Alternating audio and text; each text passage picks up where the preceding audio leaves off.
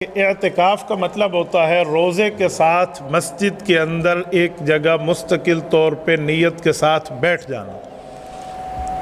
هو المکث فی المسجد مع نیت الصوم، روزے کے ساتھ نیت کرتے ہوئے اعتکاف مسجد میں بیٹھنے کو کہتے ہیں۔ اس کی فضیلت یہ ہے کہ بندہ جہنم سے 10 خندق دور ہو جاتا ہے۔ ایک خندق 500 سال کا سفر ہے، تو آپ خود اندازہ لگا لیں کہ اللہ کریم کتنا ثواب عطا فرمائیں گے۔ نبی پاک علیہ السلام نے 1 مہینے کا اعتکاف بھی کیا ہے، 10 دن کا اعتکاف زیادہ فرمایا ہے، 20 دن کا بھی فرمایا ہے۔ جس سال اللہ کے نبی دنیا سے رخصت ہوئے ہیں اس سال 20 دن کا اعتکاف فرمایا ہے۔ دوسری بات کہ اعتکاف کی فضیلت پہ ایک بات ذہن میں رکھیں، اعتکاف سنت بھی ہے، اعتکاف واجب بھی ہے، اعتکاف نفل بھی ہے۔